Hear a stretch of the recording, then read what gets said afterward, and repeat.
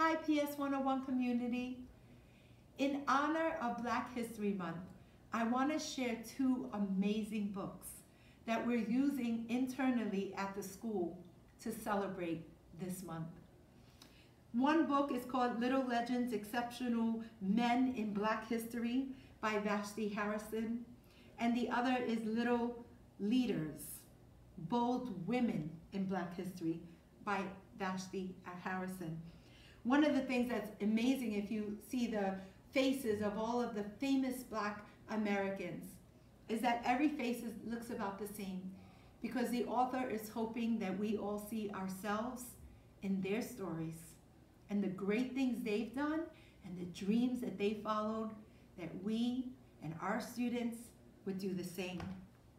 So I'd like to read just a little bit of the books to you. Little Leaders, Bold Women in Black History. I recommend that you get these and read with them by your bedside, by the bedside with your children. It says, to all the women whose stories are in this book, thank you for being great leaders. Thank you for being brave. Thank you for being bold. We are grateful and we are inspired by you. To all the little leaders yet to come, big or little, I cannot wait to hear your stories too. And then there are pages and pages of Black American women and the great things that they have done. And every page you'll see that the face is the same, but the story is different, so that hopefully we could see ourselves. Introduction. In society, we want to honor our Black women. I want to tell their stories together to celebrate not only their collective contributions in history, but also their diversity. Some of them you'll recognize, like Harriet Tubman and Rosa Parks, but you'll also meet less famous figures, such as Alice Ball and Mary Boiser. You'll meet scientists and politicians and doctors and painters and sculptors and dancers, and they are all Black American women.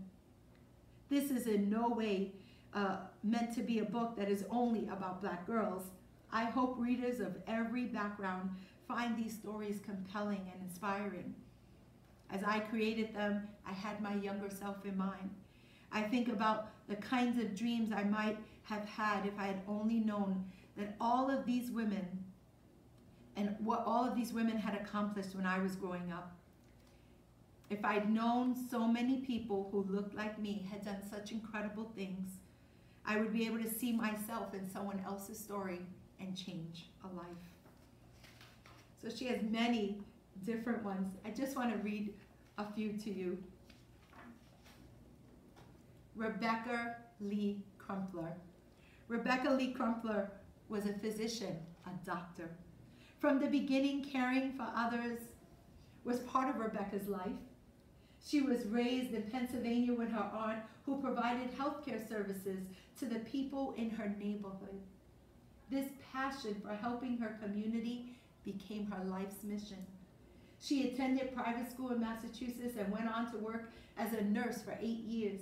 And in 1860, she applied to an all-white medical school, the New England Female Medical College, a bold and a risky move at the time, but she was accepted.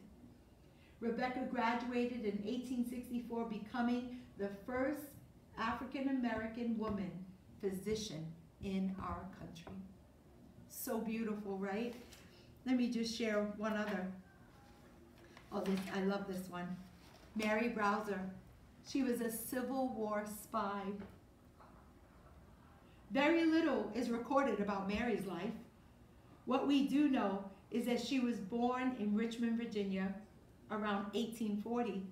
She was purchased as a slave by a wealthy Van Loo family as a companion for her daughter, Elizabeth. The Van Loos were no ordinary family in the South. They had a secret. They were Northern spies. They were involved in the Underground Railroad. And prior to the war, when Mary was a teen, Elizabeth granted her freedom and arranged for her to receive an education in Philadelphia. Mary wanted to visit the Van Hughes in their effort against, assist the Van Hughes in their effort against the Confederacy, and at the time at the South, it was illegal for a black person to have an education or even read. For that reason, no one would ever suspect that Mary was a threat. And as a slave, she could hide in plain sight. So she agreed to go undercover as a slave in the Jefferson-Davis Confederate White House. While cleaning, she would steal glances of confidential memos and serve dinners. She would eavesdrop on conversations between Confederate officials, and she passed on information to the troops and the Army plans to Elizabeth, who would pass them along to the Union officials. Rumor has it that Mary had a photographic memory, was able to read a page at once and recite it back word for word, and she helped to win that war. This book is filled with page after page of these famous historical black women in our society. And of course this one with our historical black men. Again, another spy. In the Revolutionary War, James Lafayette. We have Frederick Douglass, and another one, a doctor, a preacher, and a lobbyist for social reform, Harold Moody. Being born in Jamaica, Harold was originally a British citizen, and like all Caribbeans under the British rule, he was excited when he was admitted to King's College in London in 1904 to study medicine. However, in London, where few black people lived at the time, he encountered harsh racism. People would yell at him as he walked down the street. Some people were even exhibiting in the manner of zoo animals as he passed by. Harold was denied housing many times, and after he graduated, he refused one hospital post because the matron did not want any black people working there.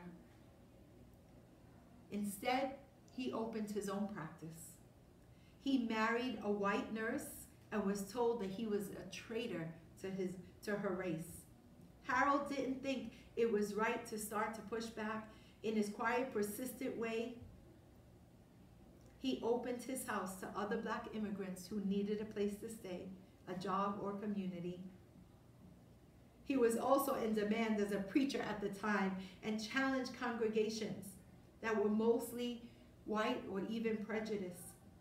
But as Harold tried, he could cause them to empathize with the fight against prejudice and with the plight of black people.